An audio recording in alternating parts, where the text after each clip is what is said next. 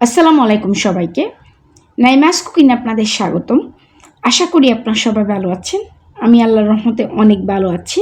আজকে আমি আপনাদেরকে তৈরি করে দেখাবো একটি পটেটো স্ন্যাক্স রেসিপি। 10 মিনিটে আলু দিয়ে তৈরি পটেটো বল রেসিপি।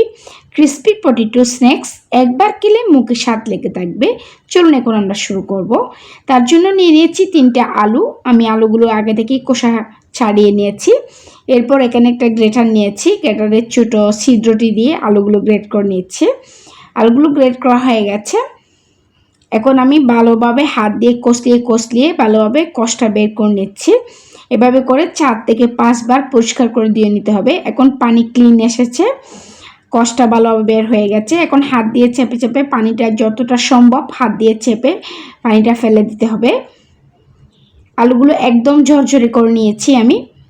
এখন আমি এর মধ্যে দিয়ে দিচ্ছি 1 চামচ লাল মরিচের গুঁড়া, তারপর দিয়ে দিচ্ছি হাফ চামচ হলুদ গুঁড়া, তারপর দিয়ে দিচ্ছি হাফ চামচ জিরা গুঁড়া, খুবই সামান্য কালো গোলমরিচের গুঁড়া দিয়ে দিচ্ছি, তারপর দিয়ে দিচ্ছি স্বাদ মতো লবণ।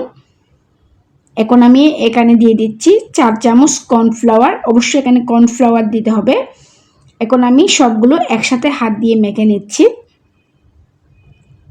হাত দিয়ে মেখে নিয়েছি, এভাবে গোল গোল করে নিয়েছি। এগুলো ভাজার জন্য আগে থেকে একটি কড়ার মধ্যে আমি পর্যাপ্ত পরিমাণ সয়াবিন তেল গরম করে নিয়েছিলাম। এখন আমি এর মধ্যে কিছু বল দিয়ে দিয়েছি। উল্টিয়ে পাল্টিয়ে চুলার আঁচটাকে মিডিয়ামে রেখে এগুলোকে গোল্ডেন কালার করে আমি ভেজে নিচ্ছি। এগুলো ভাজা হয়ে গেছে, এগুলো আমি উঠিয়ে নিচ্ছি।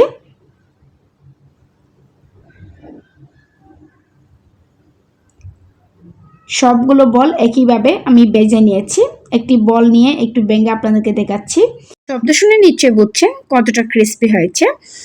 আপনার বাসায় একবার ট্রাই করলে বুঝতে পারবেন এই আলুর বলগুলো খেতে অসম্ভব রকমের মজাদার, খুবই ক্রিস্পি। এই স্ন্যাক্সটি আপনারা বিকালে রাখতে পারেন। আশা করি আজকের রেসিপিটি আপনাদের ভালো লেগেছে। আশা করি আপনারা বাসায় ট্রাই করবেন। যদি আমার এরকম সহজ রেসিপিগুলো আপনাদের ভালো লেগে থাকে তাহলে অবশ্যই আমার চ্যানেলটি সাবস্ক্রাইব করবেন, পাশের নোটিফিকেশন বেলটি অন করে রাখবেন।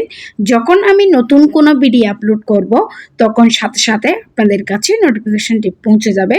অবশ্যই আমার ভিডিওতে একটি লাইক করবেন। কোনো প্রশ্ন থাকলে আপনারা আমাকে কমেন্টস করে জানাতে পারেন। সবাই ভালো থাকবেন, সুস্থ থাকবেন, আমার জন্য দোয়া করবেন। আল্লাহ হাফেজ।